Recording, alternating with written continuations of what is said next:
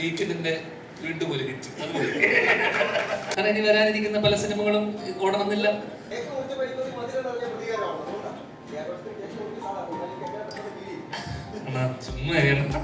ഇതിൽ പറഞ്ഞു വരുമ്പോ ഇതിൽ ശരിക്കുള്ള നായകൻ സജിച്ചേട്ടനാണ്. ഈ പേര് മാത്രമേ ഉജ്ജ്വലെന്നുള്ളൂ, ശക്തി മാത്രമേ ഉള്ളൂ, ബുദ്ധി വേണ്ടത്. കഴിഞ്ഞ ദിവസം എന്നോട് അമ്മ വന്നിട്ട് ചോദിച്ചു, അച്ഛനും ഇതിന്റെ ഒരു പടം ഇറങ്ങിയിട്ടുണ്ടെന്ന് അറിഞ്ഞോന്ന്.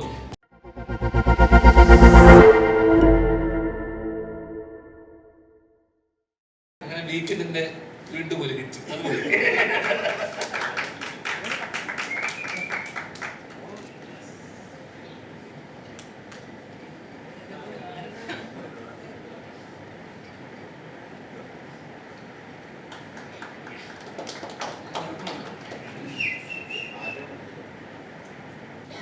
എല്ലാ മാധ്യമ സുഹൃത്തുക്കൾക്കും ഞങ്ങളുടെ വിനീതമായ നമസ്കാരം. അപ്പോൾ വളരെയധികം എക്സ്പെക്ടേഷനോട് കൂടിയാണ് ഞങ്ങൾ ഈ സിനിമ തിരയിൽ എത്തിക്കുന്നതിന് മുമ്പ് തന്നെ ഒരുപാട് കോൺഫിഡൻ്റ് ആയിട്ട് പലയിടത്തും പല വേദികളിലും തള്ളിയതാണെന്ന് നിങ്ങൾക്ക് തോന്നാമെങ്കിലും ഞങ്ങൾ കോൺഫിഡൻ്റ് ആയിരുന്നു. അപ്പോൾ അങ്ങനെ ഒരുപാട് ഷോകൾ ഇന്നലത്തേക്കാൾ ഷോസ് ഇന്ന് കൂടി. അതുപോലെ തന്നെ ഇന്ന് വൈകുന്നേരം നമ്മൾ നോക്കുന്നുണ്ടെങ്കിൽ പോലും എറണാകുളത്തും അതുപോലെ തന്നെ പരിസര പ്രദേശങ്ങളും മഴയുണ്ടായിട്ട് കൂടി ഒരുപാട് പ്രേക്ഷകർ സിനിമയെ സ്നേഹിച്ചും അല്ലെങ്കിൽ ഈ സിനിമ കാണാൻ വേണ്ടി ഒരുപാട് പേര് വരുന്നുണ്ട്.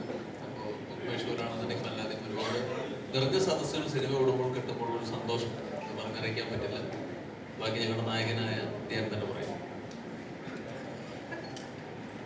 ഒന്നുമില്ല, പ്രത്യേകിച്ചൊന്നുമില്ല. അത് നമ്മൾ നിങ്ങളുടെ കൂടെ ഒരു സക്സസ് സെലിബ്രേറ്റ് ചെയ്യുക എന്നുള്ളതാണ്. അപ്പോൾ ഇന്നലത്തെ ഒരു ദിവസം കൂടെ കഴിയട്ടെ എന്ന് വിചാരിച്ചു. അപ്പം ഇന്നലെ നമുക്ക് എനിക്ക് തോന്നുന്നു അത്യാവശ്യം മഴ, കോവിഡ് തിരിച്ചു വരുന്നു, അങ്ങനെ ഒരുപാട് കാര്യങ്ങളൊക്കെ തിരിച്ചു വരികയാണ്. ആദ്യമായിട്ടൊരു ഇതുപോലൊരു സ്ഥാനം വരുമ്പോൾ പലതും വരുമല്ലോ. അപ്പൊ അങ്ങനെ വിജയവും തിരിച്ചു വരുന്നു.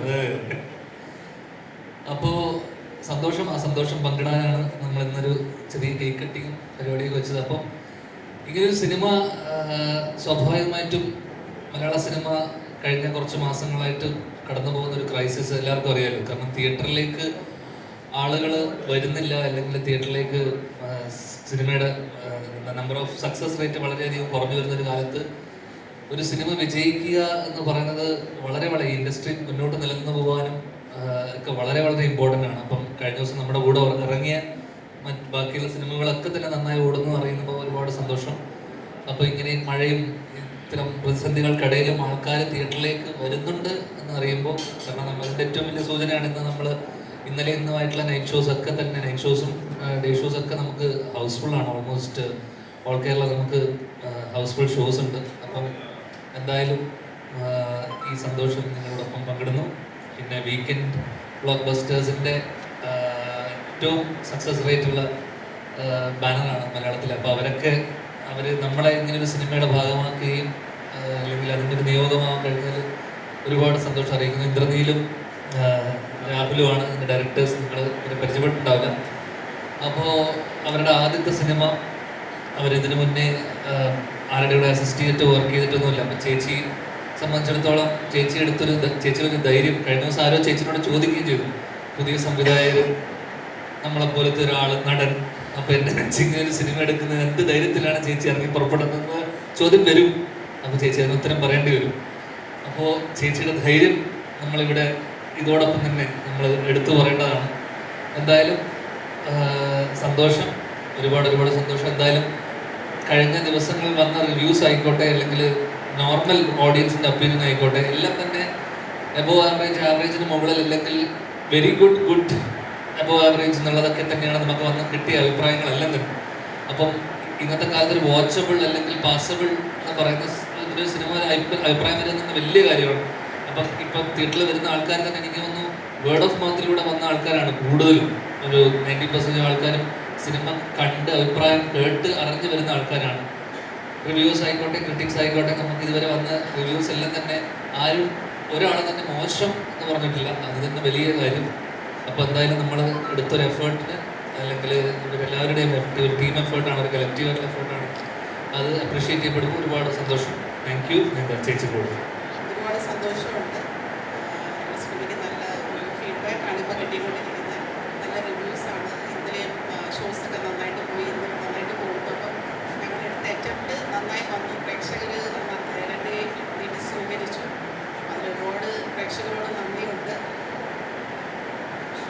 എല്ലാവർക്കും നമസ്കാരം.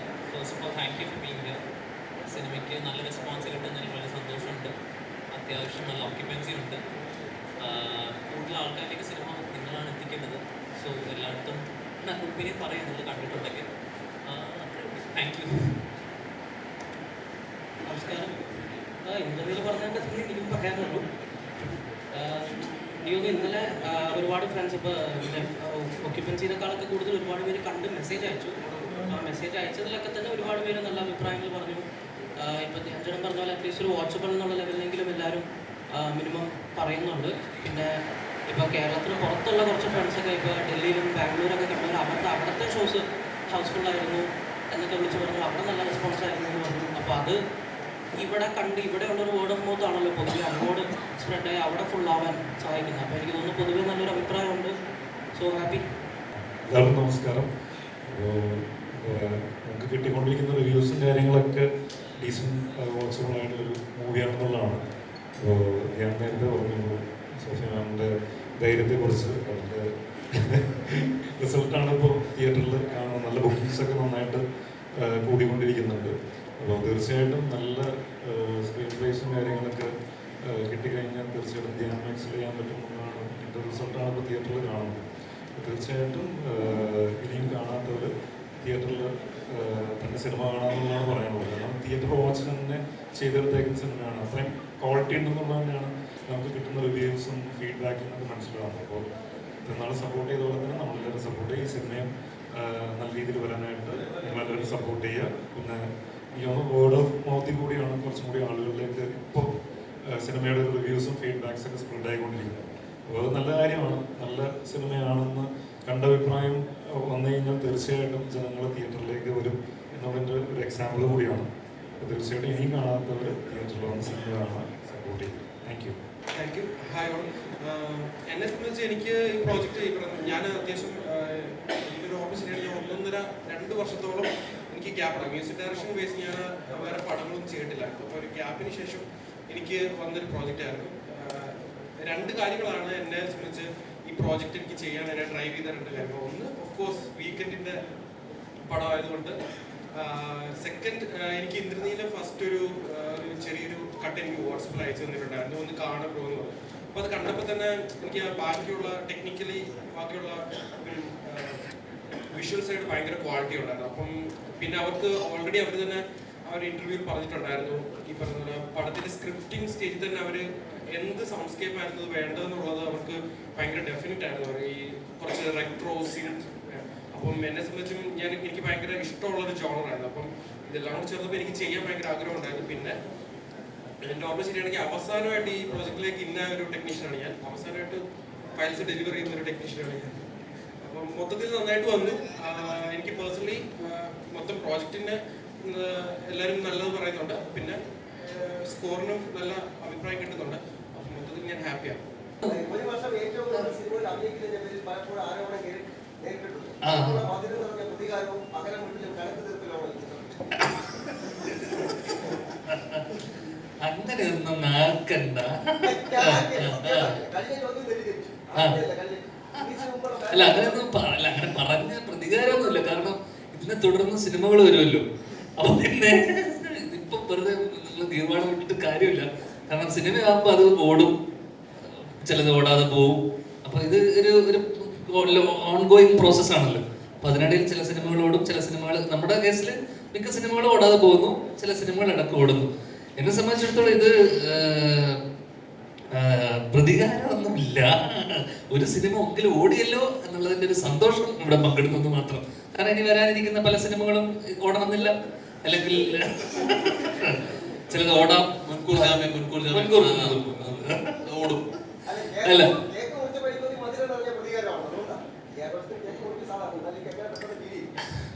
ചുമ്മാ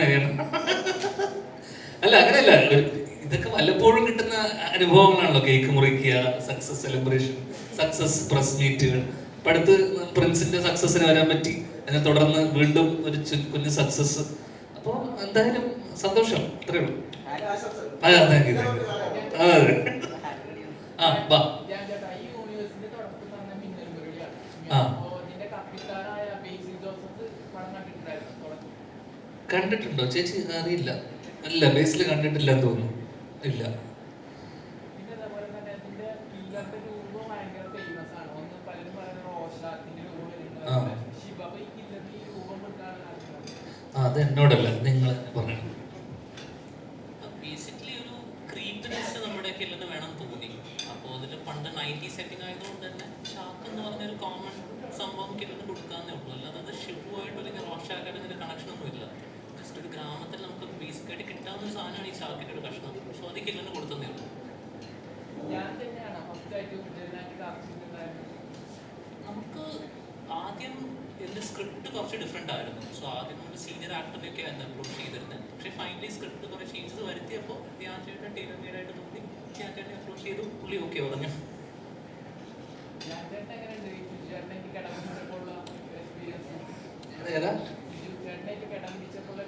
കിടപിടിക്കാതെ അത്തരം ഇതൊന്നും ഉണ്ടായിട്ടില്ല. കാരണം അവസാനത്തെ ഇതിൽ പറഞ്ഞു വരുമ്പോൾ ഇതിൽ ശരിക്കുള്ള നായകൻ സിജുചേട്ടനാണ്.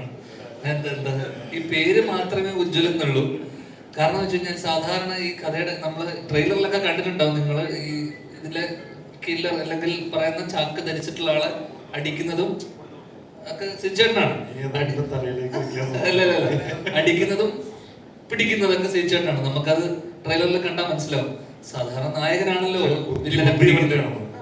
ശക്തി മാത്രമേ ഉള്ളൂ, ബുദ്ധി അല്ല ശാരീരികമായിട്ട് എനിക്ക് നേരിടാനുള്ള ഇതില്ല, കായികമായിട്ട് ഒരാളെ നേരിടാനുള്ള ഇതില്ല. അതിനു വേണ്ടിയിട്ട് സിജുചേട്ടൻ. അപ്പം സ്വാഭാവികമായിട്ടും നായകനാണ് വില്ലനെ പിടിക്കുന്നതും അതേ നായകൻ തന്നെയാണ് വില്ലനെ അടിച്ച് ഒതുക്കി കൊണ്ടുവരുന്നത്. അങ്ങനെ പറഞ്ഞു വരുമ്പോൾ സിജുചേട്ടനാണ് ഇവിടുത്തെ നായകൻ.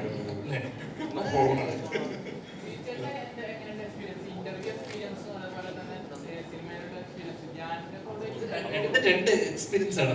ഇന്റർവ്യൂ വേറാണ്, സിനിമ വേറാണ്. സിനിമയിൽ കഥാപാത്രമല്ല. ഇപ്പോൾ ഞാനാണെങ്കിൽ ഇന്റർവ്യൂവിൽ ഇപ്പോൾ ഒരുപാട് പേര് പറയുന്നുണ്ട് ഇന്റർവ്യൂവിലെ തമാശകള് സിനിമയിൽ കിട്ടുന്നില്ല എന്നൊക്കെ പറയുന്നുണ്ട്. പക്ഷെ ഇന്റർവ്യൂ ഇസ് ഡിഫറെന്റ്, സിനിമയിലെ കഥാപാത്രം ഇസ് ഡിഫറെന്റ്. അപ്പോൾ അവിടെ ഒന്നിരുന്ന കാരണം ഇത് ഇതിനിടയിൽ കുറെ പേര് ഇത് ഭയങ്കര കോമഡി പടമാണെന്ന് വിചാരിച്ചു പോയ കുറെ ആൾക്കാരുണ്ട്. അപ്പൊ അവരോട് പറയാനുള്ളതെന്ന് വെച്ചാൽ നമ്മളിത് ഇതൊരു നാട്ടിൻപുറത്തുള്ള സീരിയൽ കില്ലിങ്ങും, കാരണം കുറച്ച് ഒന്ന് രണ്ട് പേരിൽ പറയുന്നത് കേട്ടു ഇത് ഹ്യൂമർ ഒന്നുമില്ലല്ലോ, കോമഡി ഒന്നുമില്ല. നമ്മൾ ആ യൂണിവേഴ്സ് ബിൽഡിങ്ങിന്റെ ഭാഗമായിട്ട് ആദ്യത്തെ ഒരു 10 മിനിറ്റ് ചെറിയ ചെറിയ സിറ്റുവേഷനിലായിട്ടുള്ള തമാശകൾ ഒഴിച്ചു കഴിഞ്ഞാൽ ഇത് ഭയങ്കര സീരിയസ് ത്രില്ലർ അല്ലെങ്കിൽ സീരിയസ് ക്രൈം മിസ്റ്ററി തന്നെയാണ് ഈ പടത്തിന്റെ സ്വഭാവം. അതിൽ കുറച്ച് കാരിക്കച്ചറിഷ് ആയിട്ടുള്ള ക്യാരക്ടേഴ്സ് വരുന്നുണ്ടെന്നേ ഉള്ളൂ. അപ്പം ഭയങ്കരമായിട്ടുള്ള കോമഡിയും ഇതൊന്നും പ്രതീക്ഷിച്ച് പോയവർക്ക് ചിലപ്പോൾ നിരാശയായിരിക്കും. കാരണം ഇതൊരു കോമഡി പടമല്ല. ഒരു പോയിന്റ് ശേഷം സെക്കൻഡ് ഹാഫ് ഒക്കെ അത്യാവശ്യം ത്രില്ലർ സ്വഭാവമുള്ള അല്ലെങ്കിൽ ഇൻവെസ്റ്റിഗേറ്റീവ് സ്വഭാവമുള്ള സിനിമയാണ്. അതൊന്നും എടുത്ത് പറയണമെന്ന് തോന്നി. അത്ര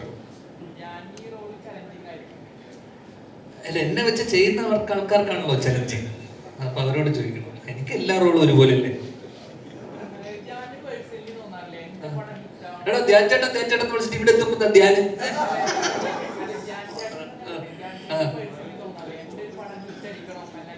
ഏതാ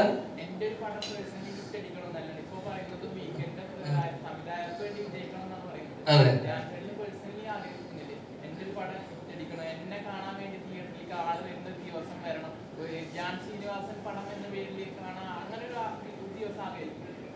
അങ്ങനെ ഒരു ആഗ്രഹം നീ അല്ലല്ല ചോദിച്ചാൽ കറക്റ്റല്ലേ?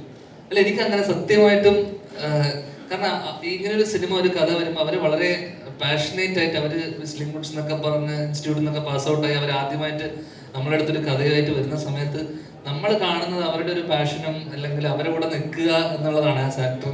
ഞാൻ പൊതുവേ ചെയ്യുന്നത് ഈ പറഞ്ഞ പോലെ ഡയറക്ടേഴ്സിൻ്റെ കൂടെ നിൽക്കുക, അവരുടെ ഒരു കൺവിക്ഷനോട് നിൽക്കുക. അപ്പൊ അവരുടെ എന്റെ സന്തോഷത്തിനപ്പുറം ഐ എം ഹാപ്പി ഫോർ ഈ രണ്ട് ഡയറക്ടേഴ്സ് അല്ലെങ്കിൽ പുതിയ ന്യൂ ഏജ് അവർ പുതിയ ഡയറക്ടേഴ്സാണ്. അപ്പം നമ്മൾ കുറച്ച് വർഷമായിട്ട് ഇവിടെ സക്സസും വല്ലപ്പോഴുള്ള സക്സസ് ആണെങ്കിൽ പോലും അതൊക്കെ നമ്മൾ കണ്ടുവരുന്നുണ്ടല്ലോ. അപ്പോൾ ആണ് പേഴ്സണലിനോട്ട് എനിക്ക് ഭയങ്കരമായിട്ട് ഈ വലിയൊരു സക്സസ് ഒന്നും ഞാൻ ആഗ്രഹിക്കുന്നില്ല, പ്രത്യേകിച്ച് അഭിനയത്തിന്റെ കാര്യത്തിൽ. ഞാൻ മേ ബി സംവിധാനമൊക്കെ ചെയ്യുന്ന സിനിമയൊക്കെ വരുന്ന സമയത്ത് അതിലാണ് എനിക്ക് ലവ് ആക്ഷനൊക്കെ ചെയ്ത സമയത്തൊക്കെ ആയിരുന്നു എനിക്ക് ഫസ്റ്റ് ദിവസം പടം ഇറങ്ങുന്നതിന് വേണ്ടി ടെൻഷനൊക്കെ ഉണ്ടായിരുന്നു.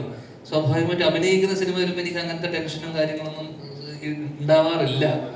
അപ്പൊ ഇതൊക്കെ ഇതിന്റെ ഭാഗമല്ലേ ഈ സക്സസും. ഈ പറയുന്ന പോലെ 2 ആഴ്ചക്കപ്പുറം ഈ സക്സസ് ഒന്നുമില്ല. അപ്പം പടം ഓടുക, ആത്യന്തികമായിട്ട് സിനിമ ഓടുക എന്നുള്ളതാണ് എല്ലാവരുടെയും ആവശ്യം. ഓടിയാൽ സന്തോഷം, ഓടിയില്ലെങ്കിൽ അടുത്തതിൽ നോക്കാം എന്നുള്ളത് മാത്രമേ ഉള്ളൂ, വേറൊന്നുമില്ല.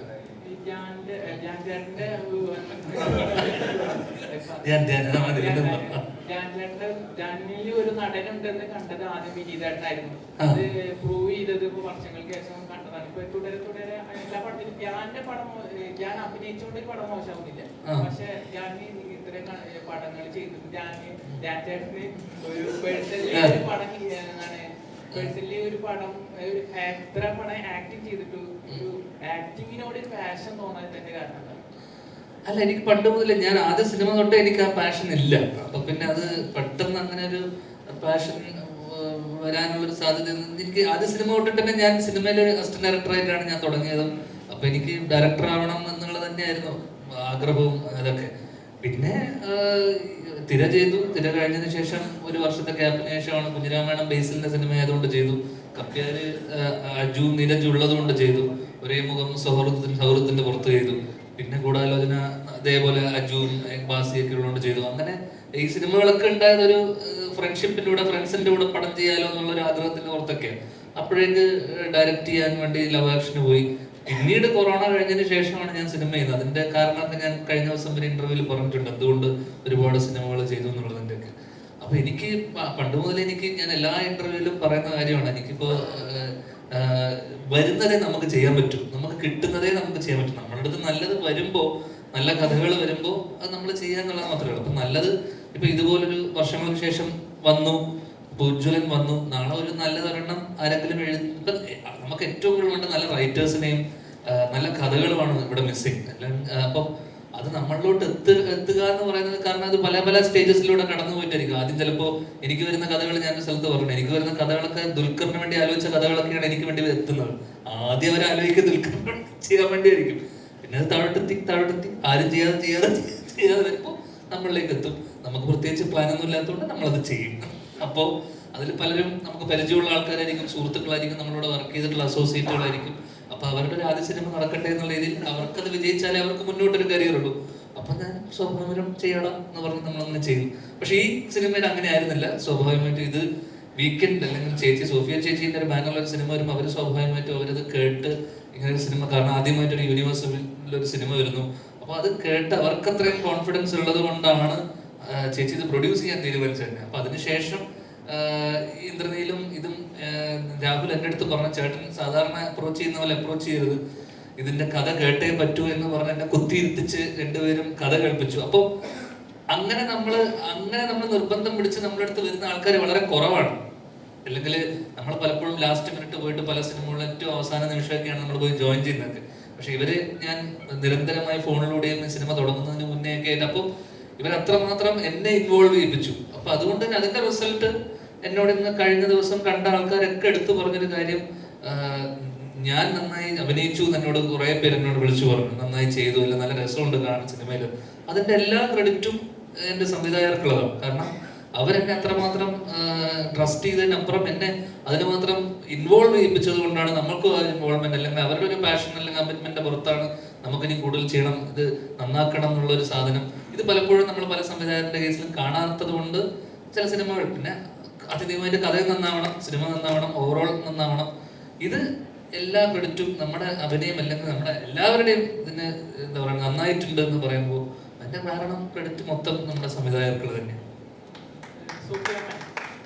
നിലവിൽ ഈ യൂണിവേഴ്സ് കംപ്ലീറ്റ് ആവണമെങ്കിൽ എത്ര ഫിലിം ചെയ്യാനുണ്ട് നിലവിൽ പ്ലാൻ?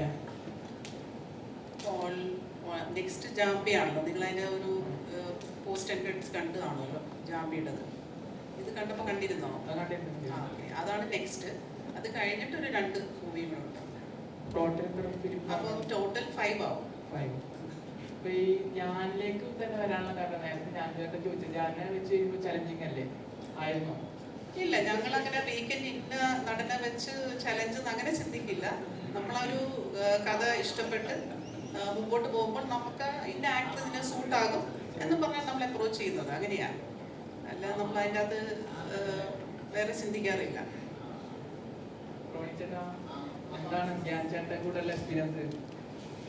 അത് മാത്രല്ല, വീക്കെൻഡ് നടനപ്പുറം ഏറ്റവും കൂടുതൽ പുതുമുഖ സംവിധായകർക്ക് അവസരം കൊടുത്ത ബാനറും കൂടിയാണ്. മനസ്സിലായില്ലേ? അപ്പം RDX ആയിക്കോട്ടെ, കൊണ്ടലായിക്കോട്ടെ, ഇതോടൊപ്പം തന്നെ നമുക്ക് പുതിയ സംവിധായകരും കൂടെ കിട്ടുകയാണ് മലയാള ഇൻഡസ്ട്രിക്ക്. അപ്പം ആ രീതിയിൽ ചേച്ചിനെ സംബന്ധിച്ചിടത്തോളം നമുക്കറിയില്ല, പ്രൂവ് ചെയ്ത ആൾക്കാരല്ല പലപ്പോഴും, ഫസ്റ്റ് അറ്റംപ്റ്റ് ആണ് പലരുടെയും. അപ്പം അതുകൊണ്ട് ചേച്ചി അത്രമാത്രം ഇവര് ഒരു എന്താ പറയുക, ആ ഒരു സബ്ജക്റ്റിൽ ഒരു കോൺഫിഡൻസിന്റെ പുറത്താണ് എനിക്ക് തോന്നിയിട്ടുള്ളത് അവർ ആ ബ്ലൈൻഡായിട്ട് ഒരു ഗാമ്പിൾ എടുക്കുന്നത്. അപ്പം അത് വലിയ ധൈര്യം തന്നെയാണ് തീർച്ചയായിട്ടും. പിന്നെ എല്ലാവരും ചോദിക്കുന്ന ചോദ്യം പറഞ്ഞാൽ മിന്നൽ മുരളിയും ഞാനും ഡിറ്റക്റ്റീവ് ഉജ്ജലുമായിട്ട് ഒരു കോമ്പിനേഷൻ ഫിലിം ഉണ്ട്. അതായത് മിന്നൽ മുരളി 2 അല്ലെങ്കിൽ ഡിറ്റക്റ്റീവ് ഉജ്ജലിന്റെ 2ാം ഭാഗം വരുമ്പോൾ രണ്ടാമത് നിൽക്കും എന്നുള്ളൊരു ചോദ്യം വരുന്നുണ്ട്. നിൽക്കൂ. നമ്മളിപ്പം വീക്കെൻഡ് സിനിമാറ്റിക് യൂണിവേഴ്സ് എന്ന് പറഞ്ഞിട്ട് നമ്മളത് ക്രിയേറ്റ് ചെയ്തു. അതിൽ ഫസ്റ്റ് സിനിമയാണ് മിന്നൽ മുരളി. സെക്കൻഡ് നമ്മളിപ്പം ഡിറ്റക്റ്റീവ് ഉജ്ജ്വലൻ ചെയ്തു. അപ്പോൾ ഇനി അടുത്ത 3 മൂവീസിലൂടെ പല ക്യാരക്ടേഴ്സ് വരുന്നുണ്ട്. ഇനി അത് കഴിഞ്ഞിട്ടൊരു മൂവിയിൽ ചിലപ്പോൾ ഇതിനകത്തുള്ള പല ക്യാരക്ടേഴ്സും ഒരുമിച്ച് വരുമായിരിക്കും. അത് നമ്മളത് ഫ്യൂച്ചറിലുള്ള കാര്യങ്ങളാണ്. നമ്മൾ അങ്ങനെയാണ് അതിൻ്റെ ഡിസ്കഷൻ ഉണ്ട്.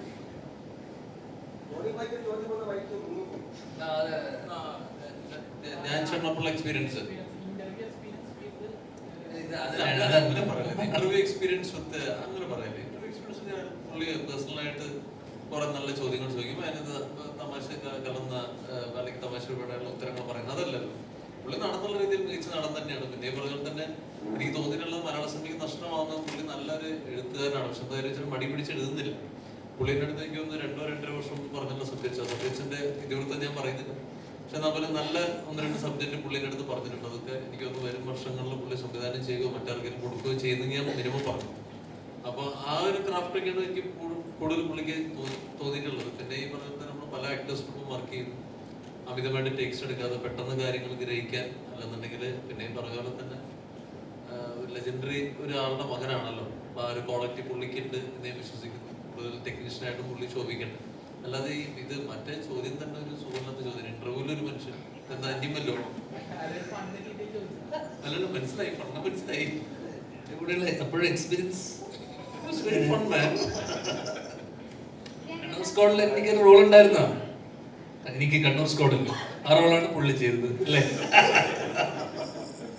സ്കൂൾ വേഷം ഉണ്ടായിരുന്നാണ്. പക്ഷെ പുള്ളി തടി കുറയ്ക്കാനൊക്കെ പുള്ളിക്ക് കുറച്ച് ബുദ്ധിമുട്ടാന്നൊക്കെ പറഞ്ഞതോടെ പിന്നെ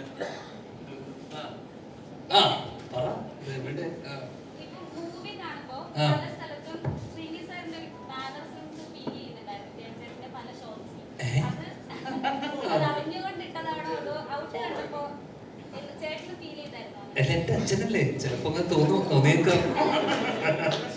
എന്നെ ആദ്യം സിനിമ കണ്ട് ഇഷ്ടപ്പെട്ടു എന്ന് പറഞ്ഞ മെസ്സേജ് അയച്ച ഒരാളാണ് കേട്ടോ അവള്. Thank you. തൊട്ടപ്പുറത്ത് ഐശ്വര്യം, നീയും താങ്ക് യു. അതും കഴിഞ്ഞ ദിവസം പറഞ്ഞു നരിവേട്ടക്ക് രാത്രിയാ പോയത് അല്ലേ?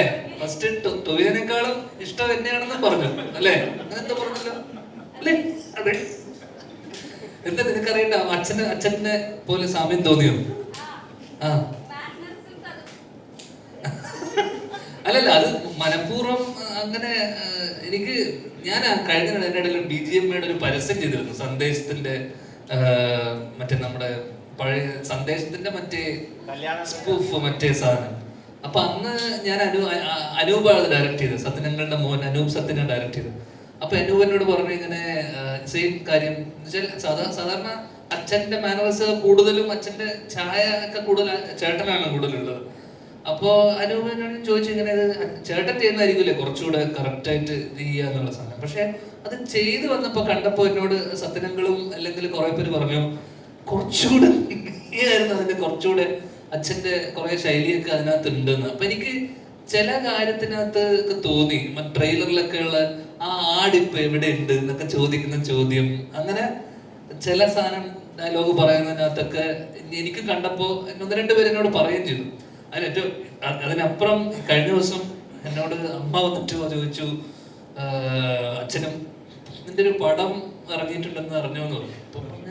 അങ്ങനെ എന്താ സിനിമയുടെ പേര് ഞാൻ പറഞ്ഞു ഡിറ്റക്റ്റീവ് ഉജ്ജ്വലൻ സിനിമയുടെ ചോപ്പി ചേച്ചിന്റെ പടമാണെന്നൊക്കെ പറഞ്ഞു.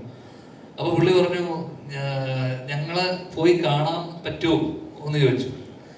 സാധാരണ കാരണം ഇതിനു മുന്നേ അവർ പോയിട്ടുള്ള സിനിമകൾക്കെല്ലാം തന്നെ അച്ഛനും അമ്മക്കുള്ള പേടി നിങ്ങളെയാണ് പേടി. കാരണം നിങ്ങൾ എന്തെങ്കിലും അഭിപ്രായം ചോദിച്ചു കഴിഞ്ഞാൽ സ്വന്തം മോനെ പറ്റി കുറ്റം പറയാൻ പറ്റൂലല്ലോ എന്ന് പേടിച്ചിട്ട് അല്ലെങ്കിൽ അവന്റെ സിനിമയെ പറ്റി കുറ്റം പറയില്ല, അങ്ങനെ പേടിച്ചിട്ടൊക്കെ അമ്മ അച്ഛൻ ഈടേന്റെ സിനിമ കാണാനേ പോകില്ല, പ്രത്യേകിച്ച് എന്റെ സിനിമ. അപ്പൊ ഞാൻ പറഞ്ഞു ധൈര്യമായിട്ട് പോയിക്കോ, ചീത്തപ്പേരില്ല, വലിയ പ്രശ്നമില്ലാതെ പോകും, അഭിപ്രായം ചോദിച്ചാലും നല്ലതാണെന്ന് പറഞ്ഞാൽ മതി എന്ന് ഞാൻ പറഞ്ഞില്ല. നല്ലതാണോ എന്ന് ഞാൻ വെച്ചിട്ട് നല്ലതാണ് എന്ന് പറഞ്ഞിട്ടുണ്ട്. അതുകൊണ്ട് ചിലപ്പോൾ സിനിമ കാണാൻ വരും രണ്ടുപേരും. അപ്പൊ എന്തായാലും നിങ്ങളെ പേടിച്ചിട്ട് ശ്രീനിവാസനൊക്കെ വീട്ടിൽ കുത്തിയിരിക്കുകയാണ്, അഭിപ്രായം ചോദിച്ച് വിഷമിപ്പിക്കല്ലേ.